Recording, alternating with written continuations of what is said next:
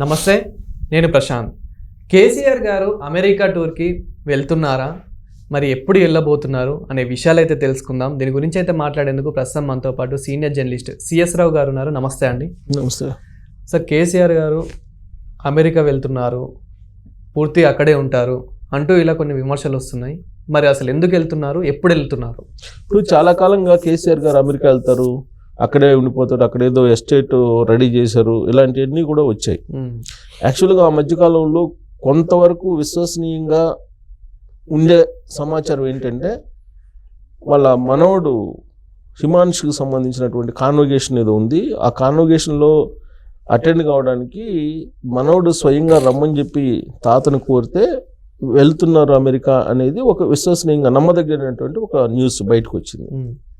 అయితే ఇప్పుడు ఆయన అమెరికా ఎప్పుడైతే ఈ కాన్వకేషన్కి వెళ్తున్నారు అని చెప్పి టాక్ వచ్చిందో, వెంటనే ప్రభాకర్ రావుని సీన్లోకి తీసుకొచ్చారు చాలామంది. అంటే సోషల్ మీడియా ఏముంది, ఎవరు ఏదో అనుకుంటే అది ఇమీడియట్గా స్ప్రెడ్ అవుతుంది కదా. సో సోషల్ మీడియాలో అది స్ప్రెడ్ అయింది. ఆయన అమెరికా వెళ్తున్నాడు, ప్రభాకర్ రావు అక్కడే ఉన్నాడు. అధికారంలోకి కాంగ్రెస్ పార్టీ వచ్చిన తర్వాత ప్రభాకర్ రావు గారు అమెరికా వెళ్ళిపోయారు. ఎందుకు వెళ్ళిపోయారంటే ఫోన్ ట్యాపింగ్ కేసులో ఉన్నాడు ఆయన ఫోన్ ట్యాపింగ్ చేయమంటేనే మేము చేసామని చెప్పేసి మిగతా వాళ్ళందరూ చెప్పారు. ఆల్రెడీ జైలు జీవితం కూడా గడిపి వచ్చారు చాలామంది పోలీస్ ఆఫీసర్స్. వాళ్ళందరూ ఇచ్చినట్టు వాంగ్మూలం ఏంటి, ప్రభాకర్ రావు గారు చెప్తే మేము చేసామని చెప్పారు. ఇప్పుడు ప్రభాకర్ రావు గారిని తీసుకొచ్చి విచారించాలి. ఇప్పుడు వాంగ్మూలాలు అందరూ తీసుకున్నారు. ఈవెన్ శ్రావణ్ రావుని ఒక ఛానల్కి సంబంధించినట్టు ఓనర్, అతను కూడా యూకేలో కొన్ని రోజులు, అమెరికాలో కొన్ని రోజులు తలదాచుకొని తెలంగాణ పోలీసులు చేసినటువంటి ప్లాన్ నుంచి తప్పించుకోలేక ఆయన కూడా వచ్చి పోలీసులు ఎదుట హాజరయ్యారు. ఆయన వాంగ్మూలం ఇచ్చాడు. సరే, ఆయన మీద ఇంకో చీటింగ్ కేసు కూడా నమోదైంది, ఆయన జైల్లో ఉన్నారు. ఓకే, అది పక్కన పెడదాం. ఇప్పుడు ఆయనతో పాటు ప్రభాకర్ రావు కూడా అమెరికాలో ఉన్నాడు. మరి ప్రభాకర్ రావు అమెరికా నుంచి రాకుండా ఉండడానికి ఆయన రాజకీయ శరణార్థిగా ఒక ప్రత్యేకంగా గ్రీన్ కార్డు తీసుకోవాలని ప్రయత్నం చేశాడు. అయితే ఆయన కర్మగాలి అమెరికా అధ్యక్షుడు ట్రంప్ అయ్యాడు. ట్రంప్ అయిన తర్వాత ట్రంప్ తీసుకున్నటువంటి నిర్ణయాలు, ఈయన ఏదైతే శరణార్థిగా, రాజకీయ శరణార్థిగా గ్రీన్ కార్డు తీసుకోవాలనుకున్నారో అది కుదరలా. అది కుదరకపోగా న్యాయపరమైనటువంటి తాత్కాలిక న్యాయ రక్షణ ఇవ్వాలి విదేశస్తులకి అనేది ఒకటి అమెరికాలో ఉండేది. దాన్ని కూడా రద్దు చేశాడు ఎవరు, ట్రంప్. దీంతో ఖచ్చితంగా రావాల్సిన పరిస్థితి ఏర్పడింది ఇప్పుడు ప్రభాకర్ రావుకి. సో ప్రభాకర్ రావు ఇప్పుడు అమెరికా నుంచి రావడానికి ఇప్పుడు యాక్చువల్గా ఆయన పాస్పోర్ట్ రద్దు అయిపోయింది.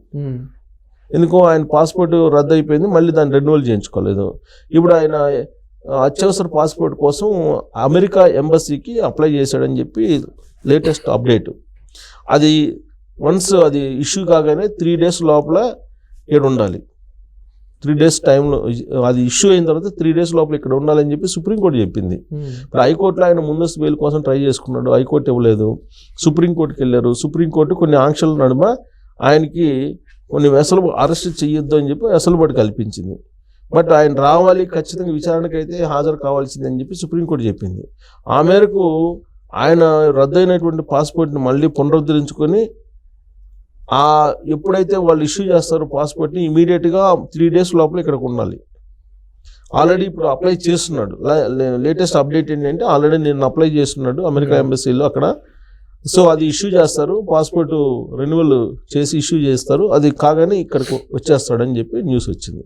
సో ఇక్కడ రాగానే పోలీసులు ఖచ్చితంగా ఆయన్ని అరెస్ట్ చేస్తారు, అదుపులో తీసుకుంటారు. అరెస్ట్ అయిపోయినా సుప్రీంకోర్టు ఆర్డర్స్ ఉన్నాయి కాబట్టి అరెస్ట్ అయిపోయినా అదుపులో తీసుకొని ఖచ్చితంగా విచారిస్తారు. విచారణకి సహకరించాలని చెప్పి సుప్రీంకోర్టు కూడా చెప్పింది కాబట్టి ఖచ్చితంగా ఆయన విచారణ ఎదుర్కోవాల్సిందే.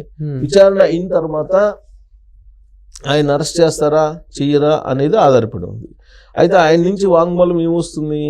ఇప్పుడు ఆల్రెడీ వాంగ్మూలం అందరూ ఏం చెప్పారు, ప్రభాకర్ రావు ఆయన ఇంటెలిజెన్స్ చీఫ్గా ఉన్నాడు అప్పుడు, కేసీఆర్ గారు ముఖ్యమంత్రిగా ఉన్నప్పుడు.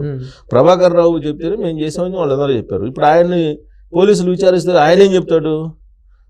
ఆ రోజు ప్రభుత్వంలో ఉన్న పెద్దలు ఎవరైతే ఉన్నారో వాళ్ళు చెప్తే నేను ట్యాప్ చేశానని చెప్పి చెప్పాక తప్పనటువంటి పరిస్థితి. అది చెప్పినప్పుడు ఫామ్ హౌస్ని టచ్ చేస్తారు. ఫామ్ హౌస్లో ఉన్నటువంటి కేసీఆర్ గారిని పిలిచి విచారించేటువంటి పరిస్థితి కూడా వచ్చే అవకాశం ఉంది. యాక్చువల్గా ఈయన అమెరికా టూరు ప్రభాకర్ రావు గారు అక్కడే ఉంటారు, ప్రభాకర్ రావు అక్కడి నుంచి రారు అని అంటే మాత్రం ఖచ్చితంగా కేసీఆర్ అక్కడికి వెళ్ళి ఉండే వాళ్ళే. ఇప్పుడు ఆల్రెడీ ప్రభాకర్ రావు అనివార్యంగా ఇక్కడికి వస్తున్నారు కాబట్టి ఇంకా ఆయన అమెరికా వెళ్ళాల్సిన అవసరం లేదు, కాబట్టి కేసీఆర్ ఈయన అమెరికా టూర్ క్యాన్సిల్ అయినట్టే అనేటువంటిది ఒకటి వినిపిస్తుంది. ఇప్పుడు హిమాంశుకు సంబంధించినటువంటి కాన్వకేషన్ సర్టిఫికేట్, కాన్వకేషన్లో పాల్గొనడానికి ఈయన అక్కడికి వెళ్ళేటువంటి పరిస్థితి ఇప్పుడు నెలకొందా కేసీఆర్కి అని అంటే లేదు. ఒకవైపు పార్టీలో ఇంటర్నల్గా ఇష్యూస్ నడుస్తున్నాయి. కవిత లెటర్ రాశారు, ఆ లెటర్ బయటకు వచ్చింది. ఆ లెటర్ ఎవరు బయట పెట్టారని చెప్పి ఆవిడ అడుగుతున్నారు. కేసీఆర్ మంచోడని కేసీఆర్ చుట్టూ దెయ్యాలు ఉన్నాయని చెప్పి చెప్తున్నారు ఆవిడ. ఒక దెయ్యమేమో విదేశాల్లో ఉందని చెప్పి ఆవిడే చెప్తున్నారు. ఆవిడ కేటీఆర్ గురించి డైరెక్ట్గా కేటీఆర్ గురించి ఆవిడ మాట్లాడుతున్నారు. పేరు చెప్పకుండా అర్థం వచ్చేలాగా కేటీఆర్ గురించి మాట్లాడుతున్నారు. సో అన్న చెల్లెళ్ళ మధ్య ఒక యుద్ధం నడుస్తుంది. సో ఫామ్ హౌస్లో హరీష్ రావు తోటి ఒక మీటింగు కేసీఆర్ గారు, తర్వాత కేటీఆర్ గారితో ఫోన్లు, కవితతోటి లైజనింగ్ దామోదరరావు తోటి, ఇవన్నీ చేస్తున్నారు. ఏదో ఒక రకంగా ఈ ఇష్యూని సెటైట్ చేయాలి అనేటువంటి ఉద్దేశంతో. కానీ ఇది సెటైట్ అయ్యేటువంటి పరిస్థితి కనిపించట్లా. కారణం ఏంది? ప్రాపర్టీస్ ఇష్యూ, పొలిటికల్ ఇష్యూ, ఈ రెండే కదా. పొలిటికల్ ఇష్యూతో కూడినటువంటి property issue. Properties official properties ఇష్యూకి ఏమి ఇబ్బంది ఏం లేదు, వాటా వస్తుంది. మా సమాన హక్కు అనేది ఒకటి ఉంటుంది కాబట్టి మహిళలకి ఖచ్చితంగా ఆడపిల్లలకి సగం వస్తుంది అఫీషియల్గా ఉండేటువంటి ఆస్తిలో. ఇక్కడ అంతా బినామీలతో ఉండేటువంటి ఆస్తుల వ్యవహారమే ఇప్పుడు ఇష్యూ అయింది. ఇప్పుడు వీటన్నిటికీ ఈయన ఇక్కడ లేకపోతే కనుక సెటిల్ కావు. పైగా లేటెస్ట్గా ఏంటి, ఆయన రాజకీయపరమైనటువంటి రిటైర్మెంట్ని ప్రకటిస్తారని కూడా అంటున్నారు కేసీఆర్. ఇప్పుడు లేటెస్ట్గా ఇవాళ తెలంగాణ ఆవిర్భావ దినోత్సవం సందర్భంగా కొన్ని సోషల్ మీడియాలో కేసీఆర్ గారు రాజకీయ సన్యాసం తీసుకునే అవకాశం ఉంది, రిటైర్మెంట్ ప్రకటించేటువంటి అవకాశం ఉంది, బీఆర్ఎస్ పార్టీ పగ్గాలను కేటీఆర్కి అప్పచెప్తారు అని చెప్పి అనుకున్నారు. సో ఆ విషయం తెలిసే కేసీఆర్ ఇప్పుడు కేటీఆర్ని టార్గెట్ చేస్తూ కవిత కూడా బహుశా లెటర్ రాసి ఉండొచ్చు.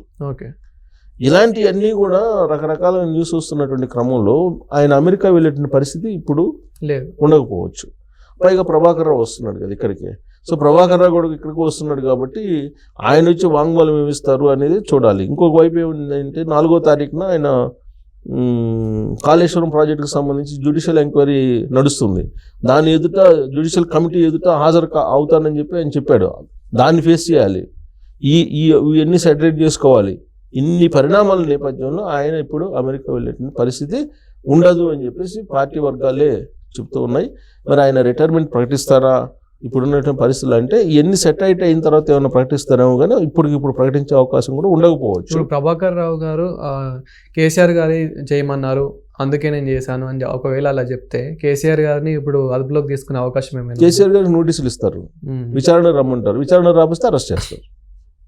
Very simple. ప్రభాకర్ రావు మీద ఆధారపడి ఉంది ఈయన లైఫ్. ప్రభాకర్ రావు నోరు విప్పి ఆయనే నన్ను 11 మంది జడ్జిలు ట్యాప్ చేయమన్నాడు.